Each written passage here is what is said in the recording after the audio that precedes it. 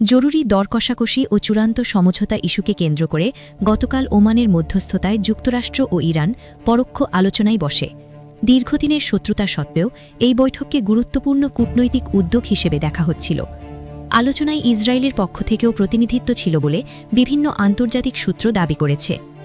তবে বৈঠক শেষে কোনো ইতিবাচক অগ্রগতি হয়নি, বরং যুক্তরাষ্ট্রের প্রেসিডেন্ট ডোনাল্ড ট্রাম্প তার বক্তব্যে স্পষ্ট করে দিয়েছেন ইরানকে এখন কেবল কূটনৈতিক ভাষায় নয়, সামরিক শক্তির বাস্তবতা বুঝিয়ে দিতে চায় ওয়াশিংটন।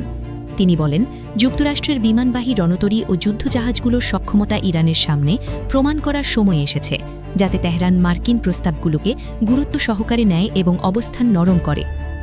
এই বক্তব্যের পরপরই যুক্তরাষ্ট্র নতুন করে একটি কঠোর নির্দেশনা জারি করে। ইরানে অবস্থানরত মার্কিন নাগরিকদের আগামী ২৪ ঘণ্টার মধ্যে দেশ ত্যাগ করার আহ্বান জানানো হয়। নির্দেশনায় বলা হয়, তারা যেন তুরস্ক বা আর্মেনিয়ার সীমান্ত ব্যবহার করে দ্রুত ইরান ছাড়েন। একই সঙ্গে সতর্ক করে দেওয়া হয়েছে, ২৪ ঘণ্টার পর যদি কেউ ইরানে অবস্থান করেন, তাহলে ভবিষ্যতে তাদের উদ্ধারে যুক্তরাষ্ট্র কোনো অভিযান চালাবে না। এখানে একটি গুরুত্বপূর্ণ প্রশ্ন উঠে এসেছে, ইরানে তো যুক্তরাষ্ট্রের কোনো দূতাবাস নেই, তাহলে মার্কিন নাগরিকরা সেখানে কিভাবে অবস্থান করছেন? কূটনৈতিক সূত্র জানায়, ইরানের বহু নাগরিকের দ্বৈত নাগরিকত্ব রয়েছে। তারা যুক্তরাষ্ট্রে বসবাস করলেও ইরানি নাগরিকত্ব ধরে রেখেছেন। ইরান এসব ব্যক্তিকে মার্কিন নাগরিক হিসেবে নয়, নিজেদের নাগরিক হিসেবেই বিবেচনা করে। ফলে তাদের ওপর ইরানের অভ্যন্তরীণ আইন পুরোপুরি প্রযোজ্য হয়, যা পরিস্থিতিকে আরও জটিল করে তোলে। সামরিক বিশ্লেষকদের মতে, এই ২৪ ঘণ্টার সময়সীমা অত্যন্ত তাৎপর্যপূর্ণ। অনেকের ধারণা, এই সময়ের মধ্যেই যুক্তরাষ্ট্র সীমিত পরিসরে হলেও শক্তি প্রদর্শনের মাধ্যমে ইরানকে চাপে ফেলতে পারে।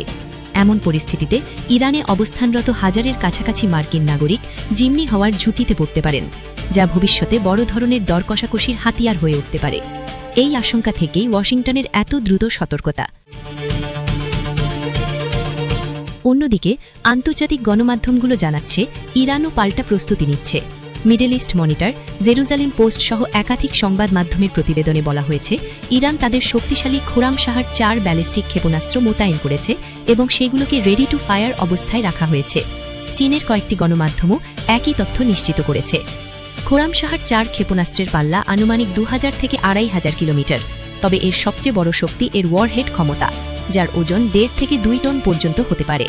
সামরিক বিশ্লেষকদের মতে, এই ক্ষেপণাস্ত্র বাংকার ব্লাস্টার ওয়ারহেড বহনে সক্ষম, যা মাটির গভীরে থাকা সামরিক স্থাপনা, আন্ডারগ্রাউন্ড কমান্ড সেন্টার ও সুরক্ষিত ঘাঁটি ধ্বংস করতে পারে।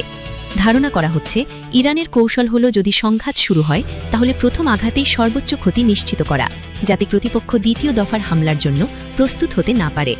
যদিও যুক্তরাষ্ট্র ও তাদের মিত্ররা প্রথমে ধারণা করেছিল ইরান হয়তো বড় সংখ্যায় পুরনো ক্ষেপণাস্ত্র ব্যবহার করবে, বাস্তবে তেহরান তাদের তুলনামূলকভাবে আধুনিক ক্ষেপণাস্ত্র মাঠে নামিয়ে সবাইকে চমকে দিয়েছে। এই মুহূর্তে মধ্যপ্রাচ্যের পরিস্থিতি অত্যন্ত সংবেদনশীল। কূটনৈতিক ব্যর্থতা, সামরিক প্রস্তুতি এবং জরুরি নাগরিক সতর্কতা সব মিলিয়ে অঞ্চলটি যে কোনো সময় বড় সংঘাতের দিকে এগোতে পারে বলে আশঙ্কা করছেন আন্তর্জাতিক বিশ্লেষকরা।